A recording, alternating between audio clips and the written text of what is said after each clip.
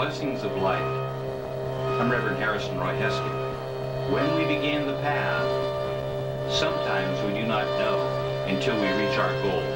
Sit back and intensify now your attention to concentration. Blessings over them. Now getting deep into the psychic level and the knowing level, here's where we have a free thought. But your thoughts may be too free, that your mind just goes, well, and you space out. And next thing you do, you find yourself outside again. You see? So you have to be careful that you can have free thought, but don't let it wander all over the place. Keep one pointedness. Otherwise, you'll find that free thought is as bad as slave thought. See? Because any thought has substance, and it will stop the light. You see? So if you have that kind of knowing, the key to this level is knowing mind. You may know you're a bugger. Well, stop knowing that. You're okay. Know you're okay. You see? You may know you did something wrong emotionally or mentally or to some other human being. Don't know that anymore. Let that go, you see? When God forgives you, and you repent and say, I'm not going to do it again, then you let that all go, you see? You let it all go. When you break the karmic tie, when you reverse the polarity, when you switch that thing around, then you have power. So in the knowingness of the mind, you let that knowingness open to know new things. You don't get fixed in everything you know. Some people, when they're going out, they're reciting everything they know. Red means this, and orange means that, and and they're telling all that, and they're saying, I'm getting this, and boy, I feel that, boy, and they start, there's an area of mind wants to describe everything. Oh, can you feel that? Look, it's coming up your legs now. I wonder what that is. Oh, there it is. It's up around your knee. Ooh, did you feel that rush? Wow, it went right through my body. There's a warm. Oh, what's that warm? Where's it coming from? Oh, okay, there's electricity. Oh, my goodness, I wonder where that's, it's really getting, you see what I'm saying? You get involved with it. Do not get involved with these things. Let them go, let them go, let them go. Don't get involved. You can have everything. You have access to everything in the presence. See, you have all possibility in the presence. The past is fixed. It is fixed strata. You cannot change it. You can't go back to last Tuesday and change what you did last Tuesday. But you don't have to do it this Tuesday. And you don't have to do it next Tuesday. You can change your mind now. Right now. That's the only place you have power, is in the presence of now. The here and now is where you have power. The mind, when it is present here and now, has great power. When you are in the spirit, it is always here and now. It always has power. It always has power in the presence. So you are seeking now to break through into that deeper, deeper levels of your consciousness. Now you also can be blocked what you believe in. You can be blocked in what you believed in your higher mind. You can get caught up on your creative power. You can get caught up on the abstract things that are going on in that level. The colors, the lights, the sounds, the motion. See, those are 4 creative principles: color, light, sound, and motion. But your mind might get caught all up. Oh, what a pretty color. Gee, I wish I could see that again. Where did that go? You see, you ever say that? I'm sure you probably might. Well, see, okay. As you go deeper and deeper and deeper, pretty soon you will break the grid of the mind, the mental grid. Because as you go deeper and deeper in, it gets finer and finer and finer. The heaviest things are right on the top. That's the lid. The heaviest things. There's 2 things you're going to meet when you go in the past. You're going to meet the last thing you've done, because, see, you have to go backwards in your consciousness to go to the past. So you go to the last thing you've done, and then the next thing you meet is what you're hung up on from the past. See? And so if you're really hung up, you'll meet that when you go in. But if you're looking your records over, see, the key was the first is last and the last is first. Did you ever hear that? The last is first and the first is last. Okay, that's the key to the subconscious mind. Because when you look at your past, you see the last thing is the first thing you see. And the first thing you saw is the last thing you see. Because you have to go through all this field, you see. So take a look at that. So when you're going in here, you're just going through the past to get to the future, to the possibilities. If you can see your past clearly and see where you're at now, you have dominion of your future. Because you can have control of what you do now. You can't change the past, that's fixed. We're pliable here, but still have the pressure of the past. In the future, it's completely open. You can do whatever you want to do. Someone that tells you your future is fixed has taken away your conscious dominion. That's not the path of the master. That's not a master's path. That's the path of the fool that's bound and says, I can't do anything.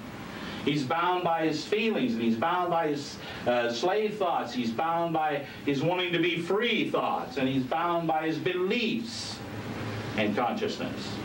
Because your beliefs have a filter on, and they'll only let through what you're going to believe, you see. Then what you believe, then what you accept, and what you think about, and what you feel, and what you do, then, see, that's the way it works. You're starting at this higher level and bringing substance solid, solid, solid, solid, solid. So you should clear the path as you're going deeper in and let it come back that same path, that clear path. It's a bridge, a clear bridge, like a crystal bridge through mind. And so you want to keep a clear conscious awareness, not unconscious. Don't go unconscious. Now over here, on this little demonstration, we have direct and indirect thought. Now here's direct thought. It goes from point A to point B. The shortest distance between 2 points is a straight line. The shortest distance between 2 points is a straight line. That's the shortest distance. Well, some start out, they go, la da da, oh, da da da da. Let's see, where was I? Okay, da da da da da da da da da da da. I'll get over there someday. Let's see, was I running around here? I'm supposed to get off of here. Oh, there it is. Da da da da da da da da da da da. Oh, la da. Oh, don't want to get caught up in that again. Da da. Oh, wait, where am I at? Let's see. Da da da da da da. Let's see. Do I go this way? Do I that way? Do I go this way? Oh, I go this way. Oh, there it is. I finally got there. It took me a week.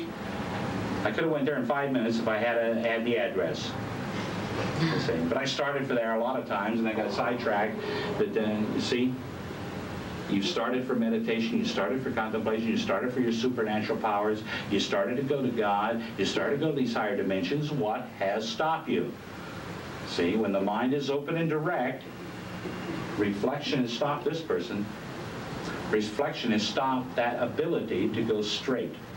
And every time you reflect in one of these levels, you're creating that kind of movement, see? Because this is just a symbolistic way of telling you these depths of perception. Depth of perception, the deeper in you go. The clearer the mind strata, the deeper you will go until you activate that parasympathetic level of the nervous system.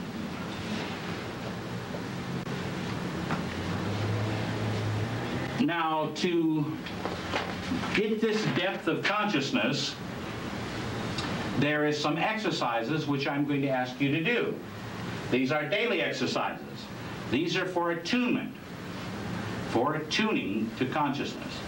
The first exercise here is called standing still. Standing still. So I want you today to go someplace where you can stand still. I mean, don't try this in the middle of traffic, in a crowded street, or even in your own house where there's a lot of people moving around. Find a place where you won't be disturbed for about 5 minutes. See? You may go into the throne room, you know, the potty parlor. Go in there, and you can close the door behind you, and they won't bother you for a while. Then just stand still. It'd be good if you could go out in the woods and stand still, where there's no electrical lines or none of those kind of things.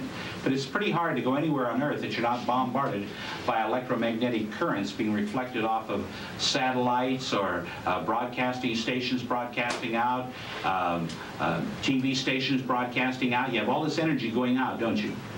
Coming out of these fields. Electromagnetic energy is influencing the magnetic field of this planet. So when you become still, you may still feel things moving. In fact, you should feel the whole universe moving when you're at the perfect still state. See? You should become so still that you feel the planets rotating and moving on their orbits, that you feel the novas going off, that you feel the comets shooting across the universe. That's a complete stillness, and expanded in the standing stillness. I didn't say setting. See, if you sat still, you go, oh, you know, oh, gee, I was doing this exercise, but I just can't see why. Okay, I'm being still here.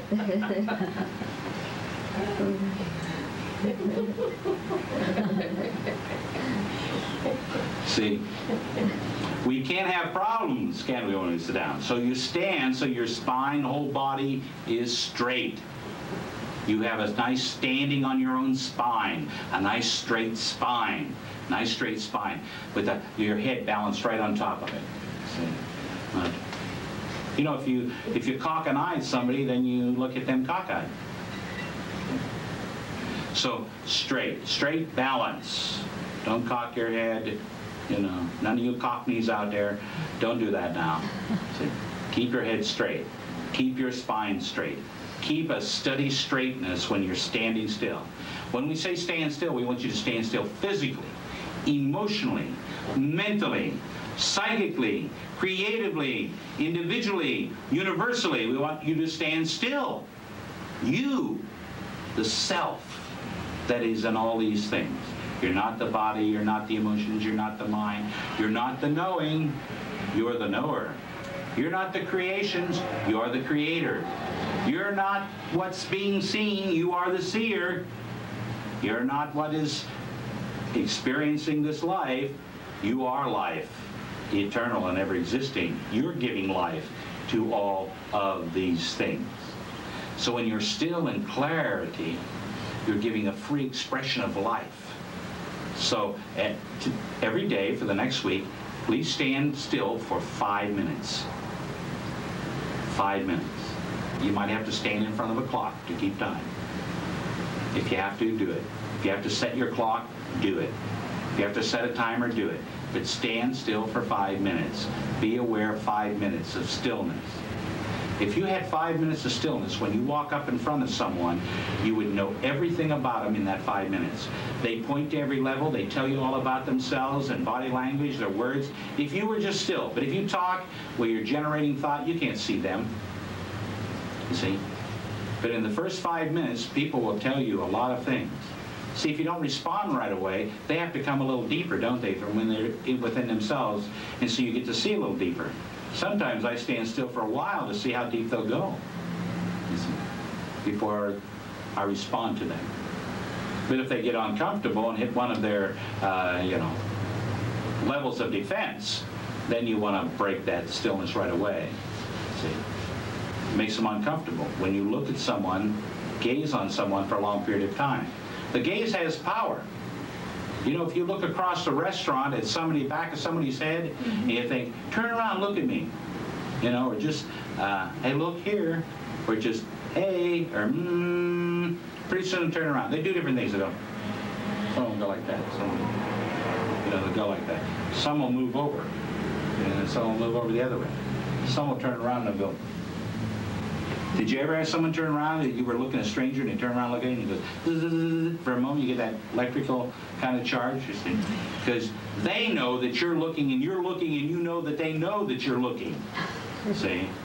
You know that they know that you know that they know that they know that you know that you know that they know that you're looking. Well, it goes in deep there, doesn't it? So, standing still. The next exercise that I would like you to do daily is the nerve exercise. Now, the nerve exercise is to get goosebumps. Can you bring goosebumps on your whole body? Let's concentrate on it. Feel that? Bring it up. Feel every nerve in your body awake and aware. Awake and aware. Feel them. Feel them. And don't move your body. Be still and feel your nervous system. We've got one for moving the body. This one's just the nervous system. So don't move, just sit there comfortably and feel the energy exuding through your body. Feel that. Like it's there in your feet, your legs. Feel that in your legs, your buttocks, your pelvis, your stomach area. Feel it in your back, your chest, your arms, your neck, your face. Feel the energy, feel it over the whole body. See where we're doing it locally and then generally. In the yogic sciences, this is called Yoga Dandra. It means magnetizing the body or anesthetizing the body or having union with stillness. See? So you're going to that state of still union and feeling the life force on your nervous system. And bring little goosebumps to your body, a little affirmation chills. You might feel a little kriya, a vibration going through you as you're going up in energies. Feel it over the whole body. The next one is called relaxation exercise. I want you to just relax. Each one of these exercises you want to do for about 5 minutes. So see, you should have an hour practice.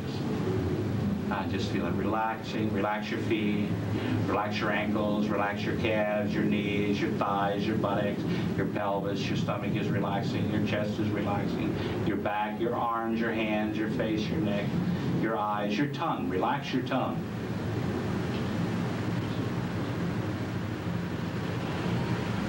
Completely relaxed. You ever see a cat when it's laying? Just completely relaxed. How about a little baby? Go over there and pick his hand up, drop it, and it falls down. See? If you pick up an older person's hand when they're sleeping, it might come at you doubled up like a fist. But little babies, you know, it just drops their feet. Oh, look at that. And then pretty soon they wake up and go, hey, what are you doing to my arm? You know, well, they don't say that. They go, wah! You know, what are you doing?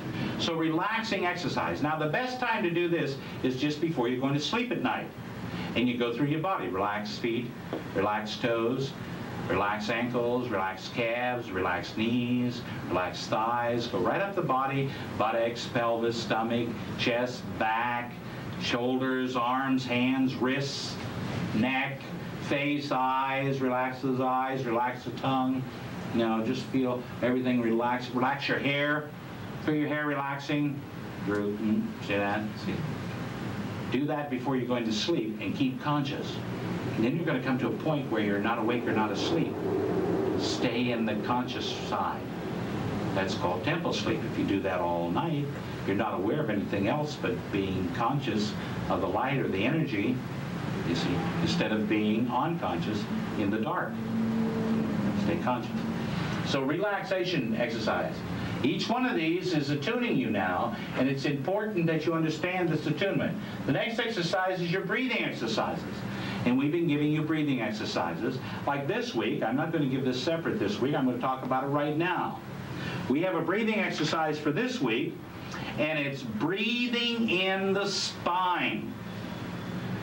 You start at when you're breathing in, you feel the energy to the bottom of the spine, and it goes up. With the in-breath, it goes up. And with the out-breath, it goes out. Up and out. Up and out. Up and out.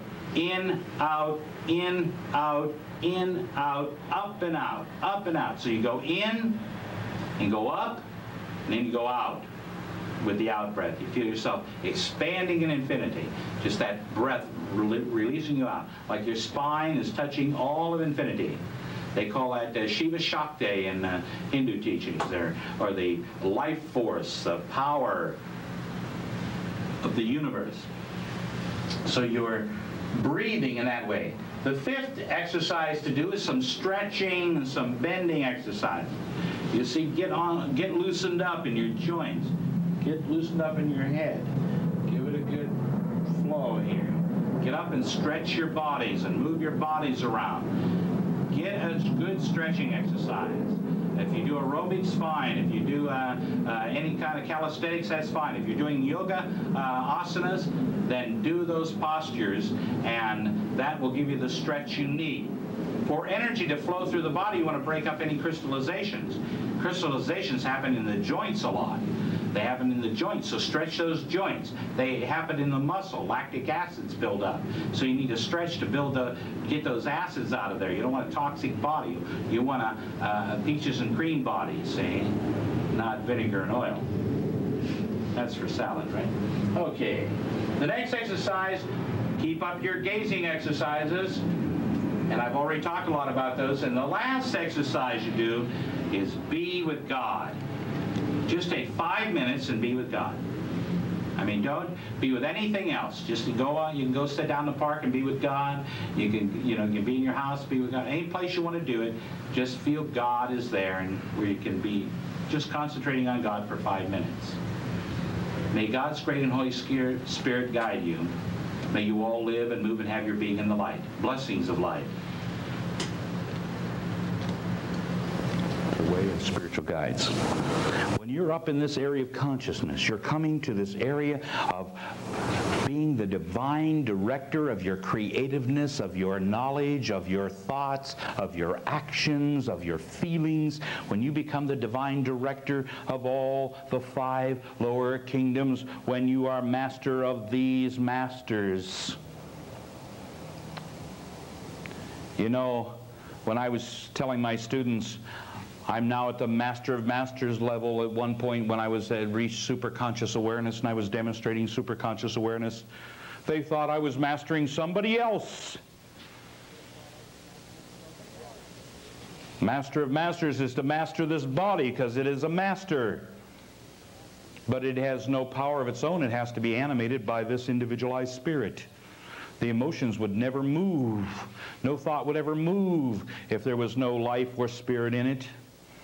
No thought, no feeling, no knowledge, no ideas would ever have any power at all if there is no spirit in them. And if you cannot put your individualized spirit as a divine director of your mind, your emotions, your body, your consciousness, then you are bound. Unbind yourself, find out where it's at, free yourself, wake up tomorrow as master. Go into your deepest meditation till you're aware of your aware, and then come out the way you want to be. I went in as a chef and came out as a God-man. And sometimes by about 5 minutes after the meditation, that'd wear off. But I went back in again and again, and sometimes it would only last doing my classes. But a journey of 1,000 miles are taken with the first step. You've got to take the steps. What's the first step? Are you disciplining yourself? Because self-discipline must come in here. And if someone else makes a suggestion, are you a contrary and going to do something different just to be different? Or are those, well, I'll do it some other way.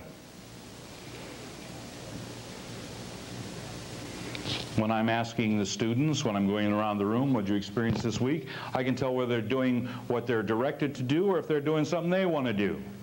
Because they tell me all these other things. When I ask them a simple question, they want to tell me everything else that happened. They're not following completely the discipline. And it's not my discipline, it's their self-discipline that matters. I can't stand over them with a whip. I can't beat them into submission. That's not the way of God's people to do to one another. That's the way of the Roman. That's the way of the slave drivers. That's not the way of God's people. And so that first movement, don't beat on yourself. Don't criticize yourself or you will draw that. Don't beat on yourself or you'll get beaten. Don't weaken yourself or you'll be weak. It's your inner strength and power when you see clearly. It's the inner strength and power when you see clearly. And there is definite steps in spiritual science to reach spiritual consciousness. If you are working with psychic powers, you are only working with the power of your individualized soul. If you're working with spiritual powers, you're working with great beings of light and energy. Metaphysic means beyond the physical. Well, go beyond the metaphysical. Para-metaphysical, maha-metaphysical. Beyond it, beyond it. If you're working with psychic powers, go beyond it, beyond it. How about the whole accumulated soul of humanity if you had that power? And who stood in that power? The great masters of light stood in that power. They had the power of that because they did one thing. They said, Om, Titset Om, I am that I am. They used the law of identification. They said, I am that. It's the law of identification. What are you putting after I am? I am sick and tired? That's what you've got. I'm a failure? That's what you got. Are you saying I am a success? I am in good health? When somebody comes up and asks you a question, what do? Jump all the garbage out on them? Or when you ask somebody a question, do they dump all their garbage on you? I tell them, take it to the garbage dump. Let it go. Well, what do I do with it? Let it go. Do you want to carry that around? If your body does not excrete, your body gets sick. If you do not excrete those garbage thoughts, emotions, and ideas and knowings, you are constipated in those inner planes. You are backed up. You've got things, every time you go to make a move, binding you. And you wonder why you cannot see clearly if you put other images there. Fantasies, fantasizing. There are ways to open up the imagination for creativeness through certain fantasizing ways, but the wave of reality can never be reached in fantasy, only by direct cognition, only by clairvoyance, by being clear, seeing clear, not superimposing images or forms upon it. You have an individual angel that is with you, recording everything that happens to you. Is going to spend its eternity with you, recording. Can you imagine the sacrifice of love of that angel just to be with you, to record all you're doing for you, to lay at the feet of God when you enter back into the presence of God? Have you given your soul to God? Have you laid your experiences at the feet of God? Or you say, wait a minute, I got to do something about it before I can lay them there. You see. Are you laying them at the feet of the God self in you, God in you as you can? If you can't come to that level, you'll never make it out to the greater levels. The next level in the cosmic beings, the forces that guide you. You know, one of the cosmic forces that I was taught by the North American shamans was the force of gravity, and how that power can work for you. And they'd show, well, here's this great big rock, lift it up, he'd say. I remember when he told me to do that.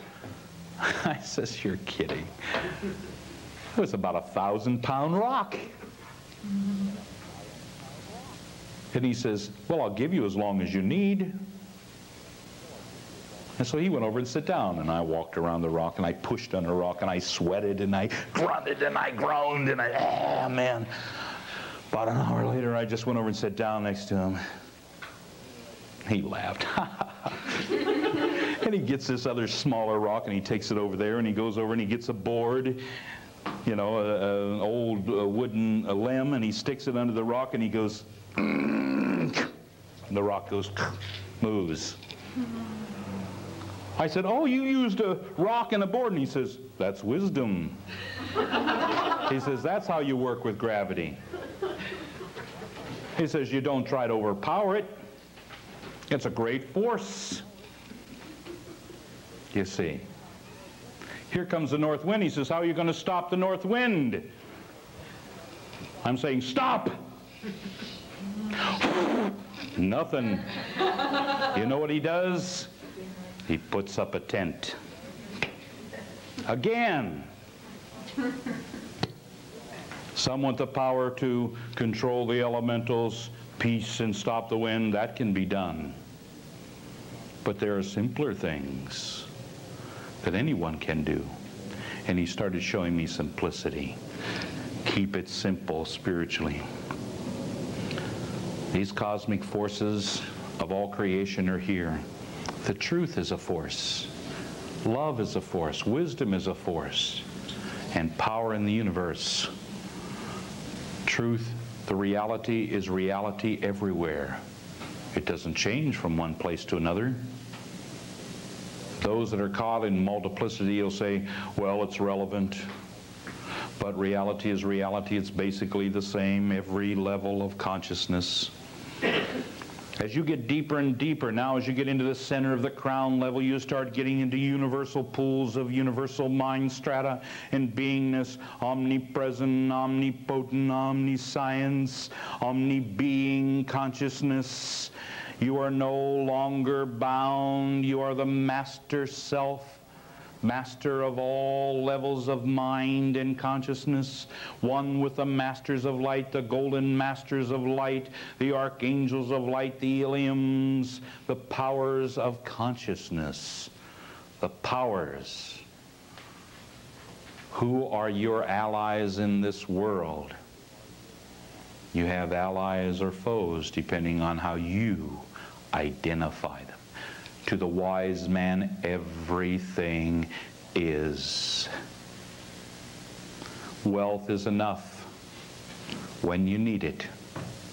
It's simple. It's not storing things up. It's having it at the moment you need it. The wise men always knew this. Why did Christ and all the masters say, when you go into the world, don't care about taking extra clothes, don't take all these extra things with you, just go on in the world? Wow.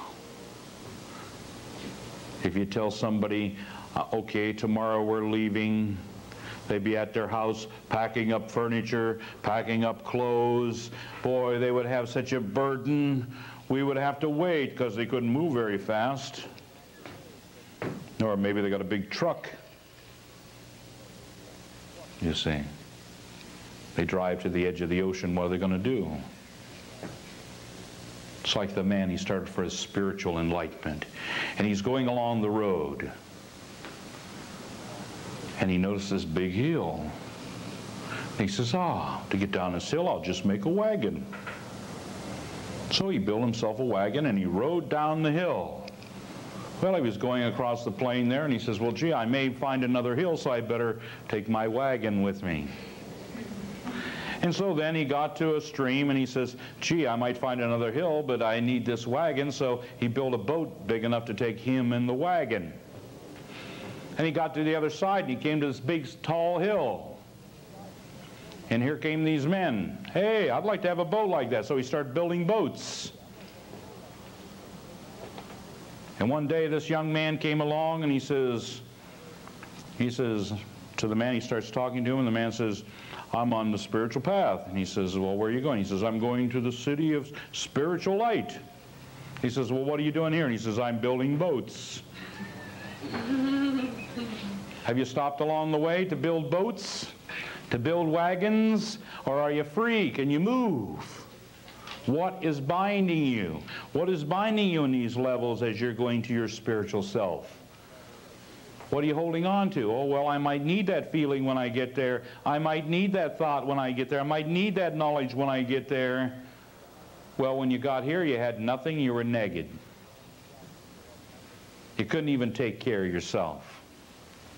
You had to have another being wash you and feed you and clean you. When you got here, you have to surrender that way into the kingdom, because you cannot take anything you've got here, including this body, these emotions, this mind. You cannot take it. You can only take yourself. How sad it was when that rich man said, Jesus, let me come with you. And he says, sell all your things and give them to the poor. The man dropped his head and walked away. He couldn't give it up. When you're going in, can't you give up that body for a moment, those emotions for a moment, that mind for a moment? Don't you trust God to protect you? Oh, I used to have a fear, something's going to get in and thrash my body around while I'm out. I used to make sure the door was locked. Then I found out spirits are not bound by matter. So then I said, I'll make some spirit vortexes. This one will go 18,000 miles per second. This one will go 18 miles an hour. And if they get caught between, they'll get ripped to pieces. Anybody tries to get in here. And I sat there all alone. I blocked every way. Nothing could get in that room. I knew how to make vortexes, and they worked. And nothing got in. And I didn't get out for 10 days.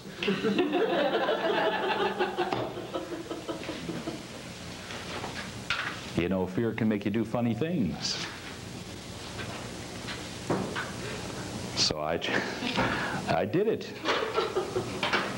And then one day I was sitting there. I was sobbing, how come I'm all alone? Well, I found out God wasn't stopped by any vortexes. And he says, well, you created the vortexes. I did it. I did it. But if I let him go, is all life going to come in? The whole world will come in if I let that. Oh my God. Okay. I start disassembling vortexes. Guess what? I didn't feel alone anymore. I didn't put any more shields around to knock everything else out.